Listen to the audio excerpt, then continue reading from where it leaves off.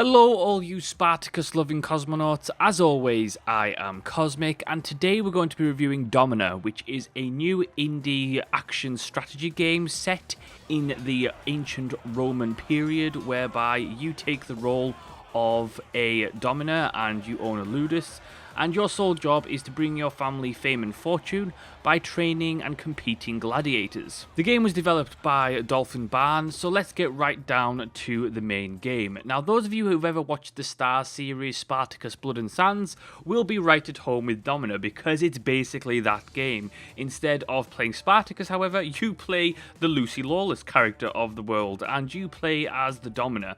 And your sole objective is that your family has basically been ruined by your father, and your job is to compete your gladiators, produce the best gladiators that the Roman Empire has ever seen, bring fame and fortune to your house, and while doing that you have to please the various political parties of the empire by bribing them, making sure that you can, function the house. So you've got to watch your resources, you've got to watch your income and expenditure, you have to consistently train up these gladiators, you have to improve their equipment so that you make sure that they're, well equipped for the tougher battles out there. And you of course have to watch the happiness and morale of your gladiators, because after all they are slaves and you don't want them to pull a Spartacus on you because that would be bad. So the game is very much part strategy, resource management kind of simulation, and then in part it's a hack and slash action RPG. So the two combine together actually very, very well. And what I liked about the game for certain was the emphasis on the setting, the core mechanics, and the overall execution of the gameplay. The core objective of the game is to obviously bring your family back to glory, fame, and fortune.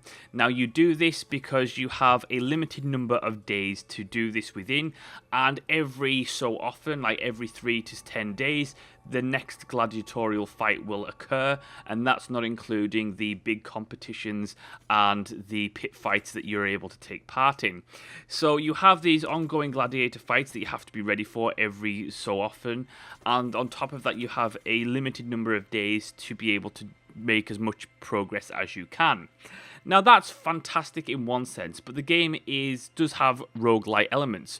So what ends up happening is that once a gladiator is dead, they are gone and buried. So if you have a fantastic gladiator that you've put a lot of time and effort into, and they suddenly unexpectedly get killed and get their heads chopped off, that's that gladiator and all his equipment and all that money and time you've invested gone.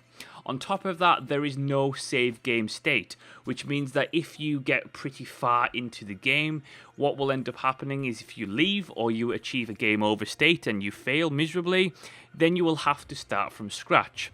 Now, I like that idea and I like the consequences idea of that. The problem is the fact that there's zero save game state at all, meaning that if you just wanted to play maybe an hour or so of the game, it would mean that all that progression is for nothing because you cannot save whatsoever, which does get a little bit frustrating and for me is a fairly large negative of the game. Now, I'm not saying make it so that you can just load up if you fail, but what I'm saying is have an autosave feature that you're able to load back up if you want to leave the game. It's a basic thing that should really be in here. From the strategy and resource management aspect, the game works very well. Your ludus, you can hire employees that will grant you different benefits, so you can hire a blacksmith that will consistently and automatically repair and upgrade equipment every now and again. You can hire a trainer and you're able to unlock various training techniques that will improve your gladiators in some form, as well as unlock new gladiator classes. You're able to train your gladiators individually or just put them on an automatic schedule. You have to mix with the politics of the magistrate and the legate, and you have to keep them happy and make sure that you beat them in the games. And there's multiple aspects going on here, but it all works very well, and the simplicity in the design and execution are also a massive benefit to this game. What I liked about the strategy elements as well is the fact that much of the ludus is actually, you're able to expand it and upgrade it, so you can hire an employee who will give you infrastructure into your house, meaning that you can, have a well that will produce water, have, a granary that will be able to produce food, because you have to keep all of your employees and gladiators fed, watered, and of course you need wine as a resource to bribe other officials with. In terms of the gladiators themselves, there's plenty to customize about them. So you can manually upgrade their equipment, which will of course cost plenty of gold to do so. As you unlock more employees and various traits that they inherit. So for example, if you get a blacksmith, you can actually make upgrading equipment a lot cheaper by researching blueprints. But the great thing about the gladiators is that they're all randomized in terms of their names and appearance. Then you are able to equip them with equipment, train them up in any aspect that you want. Once you've unlocked the various classes of the game, you can, put them into a specific class and train them as such. And it's about investing in these gladiators, making sure that they survive, and of course, making sure that they live long enough to be of benefit, because it becomes a case where the only way for a gladiator to really progress, at least have meaningful progression at a certain point, is by winning battles and winning fights. And the more they do that, the stronger they get, the more powerful they get. But that means that if you really focus on one gladiator or maybe two gladiators, what can end up happening late game is that gladiator gets killed, and then all you have left is just a bunch of low-level slaves. Now, speaking of dying and combat and all that good stuff, let's talk about the combat. The combat, for me, I had a love-hate relationship with. I absolutely loved the look of the combat. I love the fact that you can either play it through an AI or you can directly control one of the gladiators.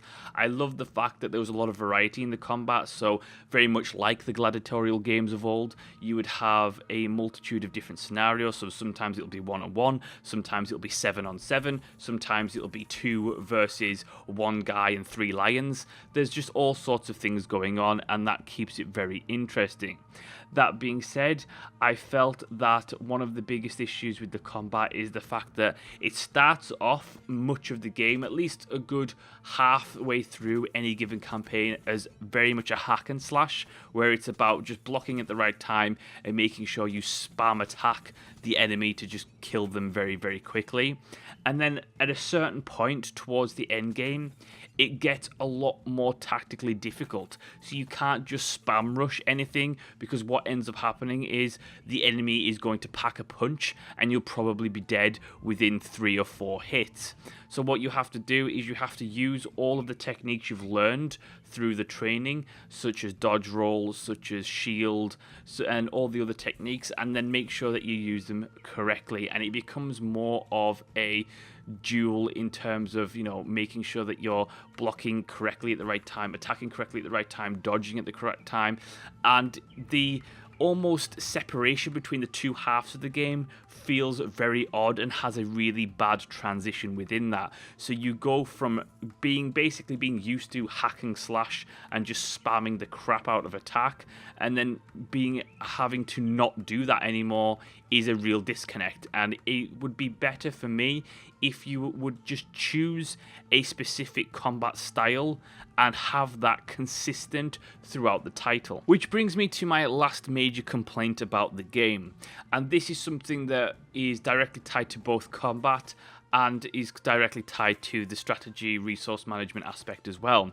And that is that there's no way to stop, pause, or slow down time in that regard, because as you're going through on the management side of things, the timer is constantly clicking down. So you're always on a timer, you're always in a rush, and that's the very much same with the battle system as well.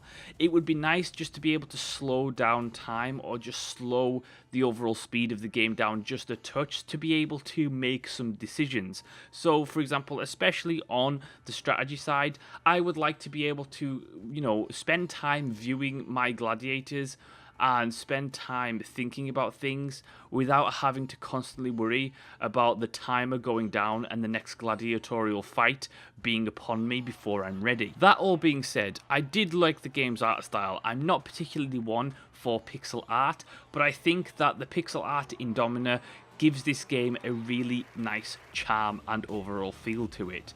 I think that this is a fantastic game, don't get me wrong. It has a specific set of flaws that are pretty much inherent to its core design, and probably some of them could be fixed in the future with patches, But I have to say that barring those issues, this is a really fun indie and it's a very charming game. It is a lot of fun. It's very addictive, I have to say that. Even though you have to spend a good fair few hours getting through your first campaign, I have to say that it didn't feel like I was spending too much time. I mean, especially considering that you can't save the game. There was times later on where I felt, I would just like to be able to save this and take a break. But I have to say, the first couple of times that you play it, it is that fun and that addictive that the time just goes by, and that is the sign of a great little game. For $10, you way get your money's worth here. There's no doubt about that. I highly recommend that people go pick it up. Even with its flaws, and probably some of them maybe get patched out later on, even with the flaws that are currently in the game, I have to say that it is a very charming little indie game that is a lot of fun, and a lot of people, especially if you like swords and sandal epics like me, if you like Spartacus, if you like Gladiator, you will definitely get a kick out of this game, and it is well worth the price tag.